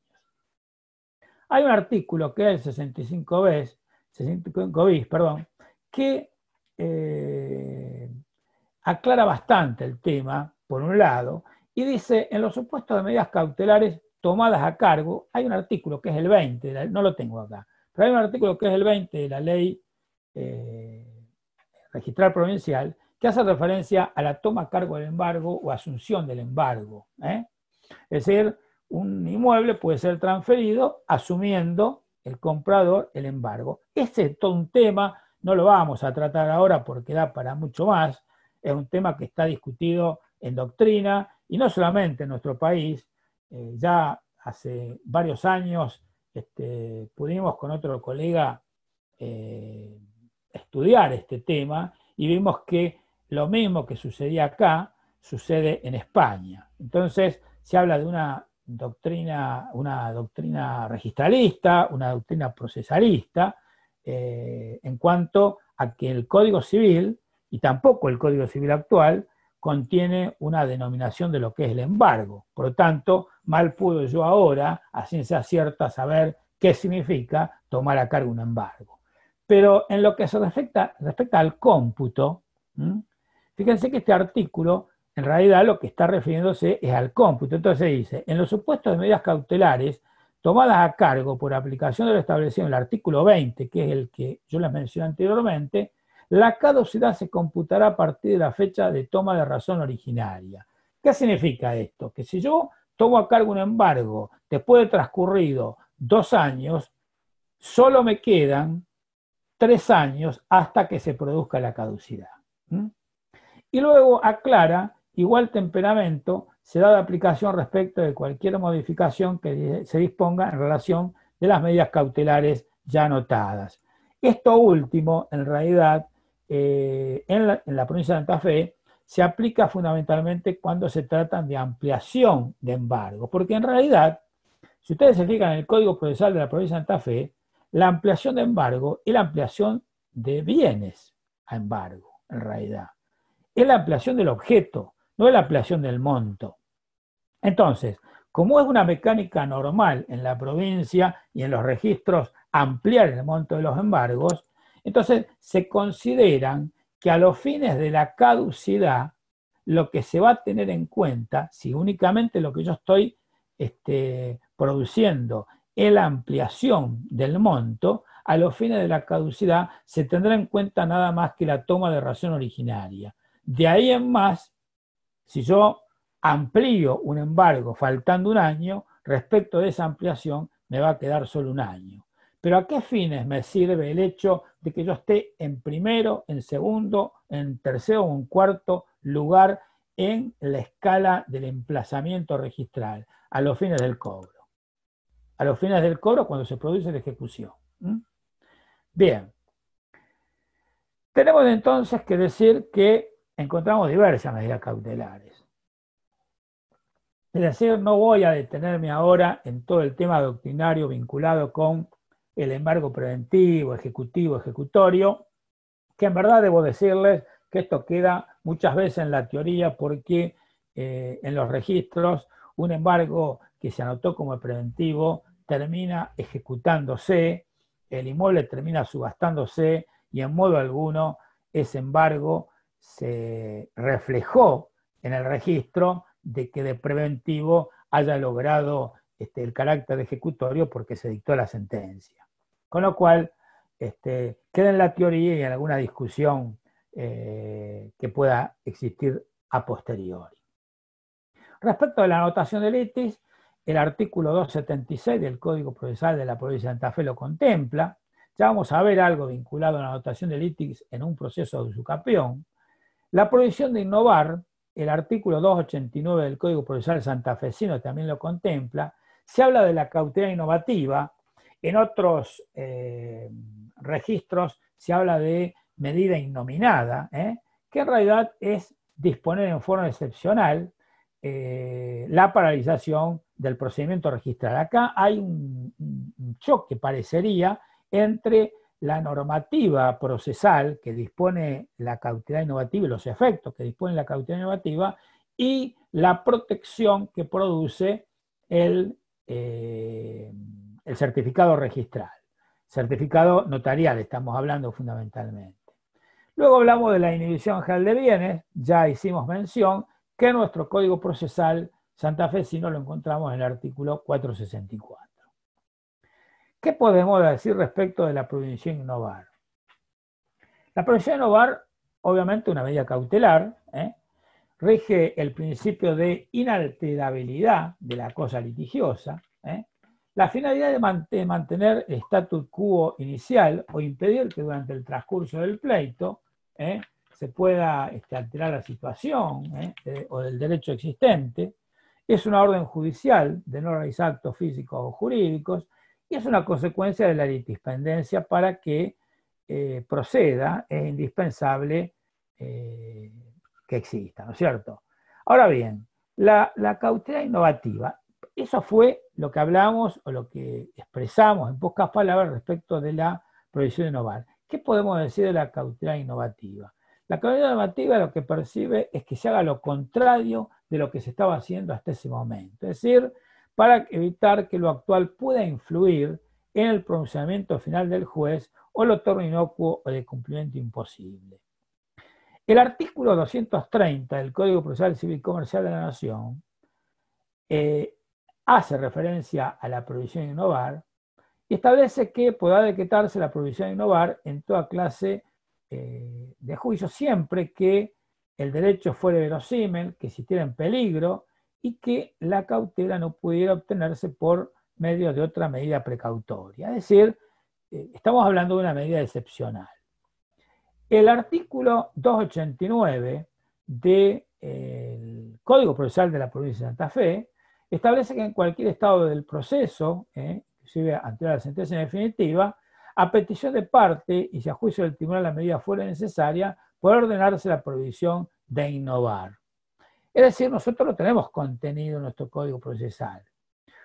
Hubo la presentación de un proyecto que también planteó la incorporación, el proyecto de reforma del Código Procesal Civil y Comercial santafesino, que planteó la incorporación de la medida innovativa. Este artículo, que era planteado como el artículo 295, hacía expresa referencia a esta medida innovativa que en realidad es una creación pretoriana porque nosotros no la tenemos legislada en ningún artículo en realidad, ¿no es cierto? Si bien pasa eso, ya en el año 2000 el registro de la propiedad inmueble de Rosario dicta una instrucción de servicio, la número 2, donde hace expresa referencia a la medida de innovar y a la medida cautelar innovativa. Es decir, un poco establece qué es lo que persigue la medida de innovar y qué es lo que persigue la cautelar innovativa, que es un poco lo que hemos mencionado hasta ahora. Y acá nos dicen cuál va a ser el criterio de calificación que debe tenerse respecto de cada una de las medidas. Entonces, respecto de la medida de no innovar, establece que se va a informar, es decir, cuando la presentación, es decir, anterior, por supuesto, a la presentación de una solicitud de certificado, estamos refiriendo, ¿no? Se informa a sus efectos como cualquier otra medida cautelar. Esto ya es algo que está marcando una diferencia con la cautelar innovativa. Se informa como cualquier otra medida cautelar. Si o cuando, no obstante, la medida cautelar se presenta a la escritura, esta se escribirá provisionalmente de manera tal de que se tendrá que cancelar la medida. Es decir, el tema puntual es este. Acá este ejemplo es el siguiente. Está anotada la medida cautelar, la prohibición de innovar, y luego se presenta el certificador. En ese caso es oponible, obviamente. Ahora, ¿qué sucede cuando la medida cautelar es posterior a la presentación del certificado? Si nosotros aplicamos de que la mecánica, digamos, la interpretación, la calificación de esta medida es como cualquier otra medida cautelar, decimos que se informa al juzgado sobre el mismo y se anota condicionada a las resultas de la prioridad reservada. Al ingresar en término la escritura para su inscripción, se comunica la novedad al juzgado. Si la escritura ingresa fuera del término, o sea, si ingresa dentro del término, se produce el desplazamiento de la medida. Si ingresa fuera del término la escritura, se comunica la variación al juzgado y al escribano autorizante. Es decir, se va a comunicar y, por supuesto, va a ser pasible de observación esa escritura. ¿Cuál es el criterio entonces ahora para la medida cautelar innovativa? En cualquier supuesto se anota y se paralizan los trámites posteriores, con comunicación inmediata a quien corresponde, es decir, con comunicación inmediata al tribunal y también con comunicación inmediata a todos aquellos que pretendan producir algún tipo de modificación, ¿cierto? Salvo que la resolución diga expresamente a un efecto particular, por ejemplo, que no se escriba tal escritura. Pero ¿qué sucedería si hay medidas cautelares que pretenden ingresar y que pretenden impactar en ese inmueble? No habrá ningún inconveniente. Es decir, se circunscribiría esa no modificación, en realidad, a la escritura pública X. Ahora bien, esto es una cosa que hay que tener en cuenta y que los registradores siempre tienen en cuenta porque puede suceder. No obstante, independientemente de la denominación que se le dé, el tribunal, por ejemplo, generalmente, porque ustedes me preguntarán en qué supuesto se disponen medidas de cautelar innovativas. Es muy grave en realidad. Son situaciones muy puntuales y muy graves. Entonces, generalmente son los juzgados penales. Son los juzgados penales. Ahora bien, si hubo una equivocación de parte del tribunal, porque en vez de denominarla cautelar innovativa, la denominó prohibición de innovar. Entonces, a esto se refiere. O sea, no tiene que haber dudas, no tiene que haber dudas, y tiene que saberse a ciencia cierta de qué medida se trata.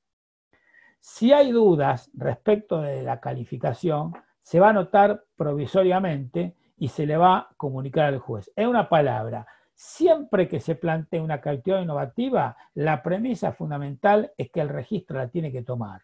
La puede tomar en forma definitiva o la puede tomar en forma provisional. Y esto también aplicando un poco las reglas generales a las que hace referencia la ley registral, tanto la nacional como todas las provinciales de todas las provincias. Es decir, el principio general es la registración y no el rechazo. La regla es la registración y no el rechazo. Esa registración puede ser definitiva o puede ser provisional. Yo les había comentado sobre la anotación de litis. Tenemos un artículo, que es el artículo 1905. Ustedes los tienen en pantalla. Yo lo voy a mirar acá, que lo veo mejor, en realidad. Dice: la sentencia que se dicta en los juicios de prescripción adquisitiva en proceso que debe ser contencioso, dice lo mismo que era el planteo de la 1459, ¿no? Debe fijar la fecha en la cual, cumplido el plazo de prescripción, se produce la adquisición del derecho del real respectivo. Pero nos interesa la última parte. La resolución que confiere traslado a la demanda o de la excepción de prescripción adquisitiva debe ordenar de oficio la anotación de litis con relación al objeto a fin de dar a conocer la pretensión. Este es un tema que se ha discutido, se sigue discutiendo, porque se sigue discutiendo, en cuanto a cuál es la razón para llegar a anotarla y cómo anotarla. Es decir, la anotación de litis decimos que da a conocer la existencia de un proceso sobre la cosa y a los fines de que los tercios tomen conocimiento. Ahora, tanto en el Congreso Nacional de Derecho Registral como en las Jornadas Nacionales de Derecho Civil, se ha planteado la discusión y se ha arribado, de alguna manera, a que por tratarse de una obligación que es para el juez y que debe ordenarla de oficio, y que es una medida que procede por disposición legal, no resultaría aplicable el plazo de caducidad del asiento registral que menciona el artículo 37 de la Ley Registral Nacional, que es la caducidad de los 5 años. El nuestro es otro artículo, pero no importa, estamos refiriéndonos a la caducidad, que no está sujeta a un plazo de caducidad. Y esto, bueno, entre otros, Sebastián Sabene, Marta Linares, han comentado este tema, inclusive Carolina Rosas, que la tengo presente en esta reunión, lo ha mencionado en un artículo que ha escrito, en el cual está el planteo en estos momentos. Está el planteo porque, de alguna forma, esto se discute en forma doctrinaria, pero no han tomado todavía cartas en el asunto. Sí, el registro de la Capital Federal, a través de la disposición técnico registral número 5 del año 2019, dispuso que las anotaciones de litis ordenadas en proceso de usucapión no están alcanzadas por el plazo de caducidad de los 5 años del artículo 37. Debo decirles que es el único registro en el país que se ha referido a este tema. Esto se sigue discutiendo y bueno, veremos a ver el avance en las distintas provincias, a ver cómo lo van considerando. Bueno, yo había planteado también hablar un poco sobre las distintas técnicas que existen en la provincia de Santa Fe. Estoy viendo que son las 7 menos 10. Inclusive les había traído para que ustedes vean un poco los formularios que se han utilizado y los que ahora se utilizan. Digo que se han utilizado porque estos eran los que se denominaban solicitud de registración, donde por supuesto están volcados en los formularios todos y cada uno de los requisitos que deben contenerse, que se refleja los artículos de la ley registral, ni más ni menos en realidad, ¿no es cierto? Y ahora se habla de solicitud registral digital. Hay un procedimiento para poder incorporarse dentro del manejo de lo que es y del ingreso y calcularse como usuario dentro de este sistema para poder interactuar con el registro. Todo este tema no implica que en la provincia de Santa Fe tengamos firma digital. Que quede en claro el tema. Esto es una antesala, esto es a los fines de poder luego incorporar la firma digital y que estos formularios electrónicos, que estas solicitudes, que este cumplimiento del principio de derogación a instancia sea totalmente web. Va a ser necesario, obviamente, el acompañamiento de la firma digital. Quizá a lo mejor en algún momento podamos estar en una situación como sucede con el registro de la provincia de Córdoba, que yo creo que en estos momentos es el que más avance tiene en el país, donde permite que se le envíe por vía web el documento notarial. Fíjense, no estamos hablando de los informes, no estamos hablando de los certificados, no estamos hablando tampoco de las medidas cautelares que ya lo tienen incorporado, sino estamos hablando del documento en sí, donde el acompañamiento va a ser seguramente el documento judicial. Lo que sucede es que para que sea el documento judicial habrá que ver realmente, para que pueda ingresar y llegar electrónicamente, cuál va a ser el documento que resulte ser autosuficiente para que los registros puedan tomarlo y de alguna manera impacte realmente, produciendo luego el registrador el asiento registral correspondiente, ¿no es cierto? Esta es toda la mecánica para poder acceder a esta solicitud. Este es un ejemplo, así se ve en pantalla esta solicitud de registración del documento de carácter digital. Yo esto, si quieren, después se los hago llegar, no hay problema.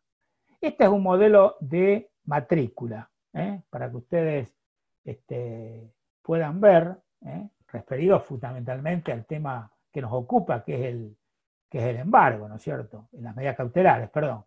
Entonces, el asiento de embargo, los pequeños datos que tienen, que tiene el asiento, pero que identifique efectivamente. Y nosotros antes hablamos de ampliación de embargo. Acá mucho se habla de ampliación de embargo y ampliación de monto en realidad, cuando los códigos procesales en general hablan de ampliación de bienes. Eso es lo que yo les dije antes cuando les comenté. Un tema que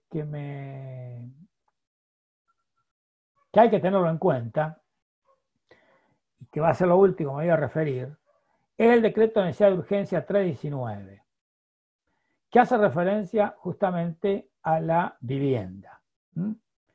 Este decreto plantea los artículos 75 y 14 bis, haciendo referencia justamente a las protecciones que debe existir en cuanto a la vivienda, el acceso a la vivienda, la defensa del bien de familia, etc. Hace referencia a algunos acuerdos internacionales, no son los únicos, ya lo debo decir, porque es un tema que estoy preparando también, no son los únicos acuerdos internacionales que hacen referencia a la protección de la vivienda, hay otros acuerdos que se refieren también, pero menciona estos, el decreto, hace referencia luego a fundamentos, cuál es el fundamento, el reconocimiento de la vivienda, y la obligación de tomar medidas que aseguren el derecho a la misma, menciona alguna doctrina, menciona un fallo de la Corte Suprema de Justicia de la Nación, referido justamente a este tipo de protección, hace mención además a algunos países que han dictado medidas de este carácter y de protección de las personas, fundamentalmente que han tomado créditos. Y acá comienza el tema. Acá hay dos artículos que juegan fundamentalmente, que es el artículo 3 y el artículo 5. Pero el artículo 2 es el que nos refiere a qué tipo de bien se está mencionando. Entonces, se hablan de los inmuebles destinados a vivienda única y que estuvieran ocupados con la parte deudora o quienes la sucedan, y dice a título singular. Si hubiera dicho a título universal, ya no habría problema, pero el hecho de decir a título singular, y puede darse del que adquirió la vivienda, tranquilamente, y yo pienso el que tomó a cargo ese embargo que tenía sobre la vivienda, por ejemplo, o la hipoteca, que había sido adquirido con una hipoteca y entonces lo toma a cargo. El artículo 3 establece la suspensión en todo el territorio de la Nación y hasta el 30 de septiembre. Por eso es que los registros van a seguir informando las medidas cautelares, aunque hayan vencido antes del 30 de septiembre, la van a seguir informando hasta el 30 de septiembre. ¿Por qué? Porque los registros en realidad son terceros frente a la situación. Fíjense, dice, 30 de septiembre las ejecuciones hipotecarias judiciales o extrajudiciales en las que el derecho real recaiga sobre inmuebles indicados en el artículo 2, o sea, inmuebles destinados a vivienda única, etc., con los requisitos así establecidos. Y también a quién cubre el tema al tema del condómino, es decir, cuando el artículo 2207, cuando la parte deudora integre el condominio o a quienes lo sucedan a título singular, etc. Este artículo nosotros lo tenemos que relacionar con este otro artículo, el artículo 5, que habla de las suspensiones establecidas en el artículo 3, es decir, prórroga automática de las inscripciones registrales, de las garantías que impedirá la traba y mantenimiento de las medidas cautelares en garantía, asimismo, suspensión de plazo de las inscripciones y anotación registrada de hipoteca, prenda. Fíjense. Entonces, frente a este artículo, yo me hago esta pregunta. Primera, ¿se trata de una norma temporaria? Entendemos que sí. ¿Implica una prórroga automática de las inscripciones de embargos de hipotecas? Ahora, esta prórroga, y yo me voy al ítem 3, ¿cuál tiene que ser el procedimiento que los registros tienen que seguir? Porque los registros tienen que acomodar los asientos, pero ¿de qué manera lo tienen que acomodar? Se han hecho propuestas por parte de los registros para que se dicten disposiciones técnicos registrales que hagan referencia de alguna forma a esta situación. Los registros automáticamente no pueden disponer normas que prorroguen inscripciones. Es decir, el tema fundamental es este. Es decir, si el tribunal comunica al registro que tal medida cautelar ha sido comprendida dentro de este decreto, el registro lo va a anotar. El tema se puede plantear cuando se pretenda vender un inmueble. Entonces, ¿qué se ha aconsejado? Por ejemplo, si solicitan un informe, el inciso B, en la expedición de la publicidad referida a inmuebles, cuando en las constancias anotadas surgiera una medida cautelar o inscripto un derecho real de hipoteca, se le va a informar, el solicitante, función judicial, escribano, deberá dejar constancia de que no se encuentra comprendida. ¿Se entiende? Lo mismo en los documentos, es decir, va a tener que ser el tercero el que, y el tercero estamos hablando, el funcionario judicial, el funcionario notarial. El tema es el siguiente. No el funcionario judicial, con el funcionario judicial no va a haber problema. El tema puede ser con el funcionario notarial, porque el escribano, para poder otorgar una escritura, va a tener que constatar efectivamente de que ese inmueble no está incorporado dentro de esa situación que plantea este decreto, porque el registro, como va a tener que seguir informando las medidas cautelares hasta el 30 de septiembre, van a encontrar en ese plazo situaciones donde se le va a informar de un embargo, por ejemplo, donde el escribano va a decir, bueno, pero si este inmueble ya caducó el bien, ya caducó, perdón, la medida cautelar. Bueno, tendrá que ser certera la situación. Y como los registros no conocen lo que pasa fuera de sus estrados, entonces tendrán que ser impactados a través de situaciones como esta. Esto es un poco lo que pasa en Santa Fe, se los dejo que lo miren. Se habla de folio protocolizado, folio digitalizado, folio oral electrónico, folio oral digital, sistema unificado en ediciones y solicitud registral digital. Hay una acordada también que me preocupa de sobremanera, que es la acordada 15 de la Suprema Corte de Justicia de la Nación, que hace referencia a el impacto que van a tener. A ver, esta acordada hace referencia a qué? Al uso de herramientas de carácter tecnológico, informático, pues donde los libramientos de los oficios de la justicia a nivel nacional van a impactar en los registros. Entonces, los registros inmobiliarios deberán contener justamente ese código para receptar las causas judiciales. De manera tal de que, ¿cómo está la situación ahora? Y bueno, puedo decirle que quizás a lo mejor uno solo de los registros en el país puedan estar en condiciones ahora en estos momentos de recepcionar de esta forma. El resto todavía tenemos que ayornarnos y empezar con este tema porque esto ya está dictado en realidad. Bueno, esto era un tema que no lo voy a tratar, es un tema, ustedes lo dirán, es publicidad para todos los abogados, la posibilidad de la utilización de la firma digital, pero yo desde el punto de vista de lo que es el registro inmobiliario, me lo planteé respecto de este tema puntual en realidad. Es decir, a ver, ¿qué pasaría cuando esto se terminara de registrar? Es decir, cuando todos los abogados en la provincia de Santa Fe tuvieran firma digital, ¿cómo impactaría en el ámbito registral? Esto también obliga, de alguna forma, a el registro inmobiliario a tener que ayornarse, incorporarse y, en estos momentos, hacerse de lo que es la firma electrónica.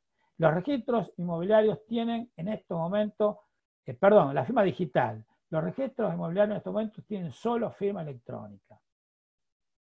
Y hay una gran diferencia entre lo que es la firma electrónica y la firma digital. Bueno, queridos amigos, les agradezco de sobremanera la atención y la paciencia que me han tenido. Calculé mal, en realidad, para la próxima, en vez de decirle a Valeria que me reserve 2 horas, le voy a decir que me reserve por lo menos 3 horas, porque me han quedado algunas cosas en el tintero. No sé si tenemos algún tiempito para que quizás a lo mejor las preguntas que se habían hecho se hagan. No sé, Sofía, decime vos si tenemos algo. Mira Miguel, hay algunas preguntas acá en el chat, te las leo si querés. Mira, preguntan por la inhibición, esto más que nada es para Gustavo, dice que si puede presentar el oficio en cualquier registro de Argentina para la traba de un embargo de un automóvil, pero está radicado en Santa Fe. Si lo puede presentar en cualquier registro de la provincia o tiene que ir a donde está la radicación. Esa sería para Gustavo. ¿Está Gustavo, ¿Está Gustavo ahora? ¿Está Gustavo en línea? Sí, está. Sí, yo creo que me pareciera que yo no quiero responderle, pero tengo la idea de que me parece que sí, pero no quisiera anticipar un tema que no es propio mío. Sí, y después te preguntan cómo se procede ahora con la anticresis.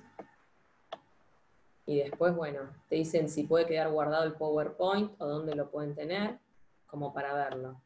Bueno, el PowerPoint yo se lo voy a hacer llegar en todo caso a Valeria, que es la secretaria del Colegio de Abogados, y bueno, seguramente luego se conectarán con el Colegio de Abogados y lo van a poder obtener, no va a haber problema. Por eso, dejarlo en el colegio. Yo creo que el tema de la anticresis me parece que fue también, a ver, nosotros hace, no sé, si debo haber visto una sola anticresis anotada en el registro inmobiliario, es mucho, en realidad, ¿no? Ese es el tema que ahora vamos a tener justamente para las Jornadas Nacionales de Derecho Civil. Acá me dice Juanjo que la pregunta era para Gustavo también. Yo también entendí que era para Gustavo porque justamente la anticresis hace al derecho de uso de la cosa, del objeto, y bueno, ¿cómo sería con un registro de carácter constitutivo? Supongo que un poco apunta también al tema ese, ¿no es cierto? Y a la titularidad. Bueno, a ver, vos me decís que está Gustavo. No está ahora Gustavo. Bueno, nos abandonó. Bueno, no importa, vamos a hacer una cosa, vamos a hacerle llegar las preguntas y vamos a intentar, no sé si se puede acompañar, esto se está grabando en realidad, no sé si se puede acompañar a esta grabación las respuestas que se puedan producir. Así que bueno, yo espero que les haya, no sé si está satisfecho, pero por lo menos en lo poco que uno tiene para poder explicar muchas de las cosas que a lo mejor es mejor la interacción en forma presencial, donde uno dice una cosa y está otro que por ahí puede responderla inclusive también. Pero bueno, uno trata en la medida de lo posible de poder llegar, y esta en estos momentos es la mejor manera de llegar a todos los que por ahí tienen un interés en temas que son muy puntuales, como son los temas registrales. Quiero decirles, bueno, primero quiero agradecerles la presencia, pero también quiero decirles que estoy haciendo gestiones ya con el Colegio de Abogados para que exista una continuidad en este tipo de charlas, y de temas. Es decir, estuve ya pensando en varios temas a tratar, en donde a lo mejor no voy a ser yo, sino que va a venir alguien especialista en el tema que se va a tratar, que les va a interesar seguramente a todos. A nosotros los abogados, a nosotros también, por lo menos por ahora, registradores, a los jueces y también a los notarios. Así que muchas gracias a todos y nos estamos viendo. Gracias por estar. Hasta luego. Chao, gracias a todos. Chao, hasta luego. Gracias, Miguel. Chao, hasta luego. Chao, Juan.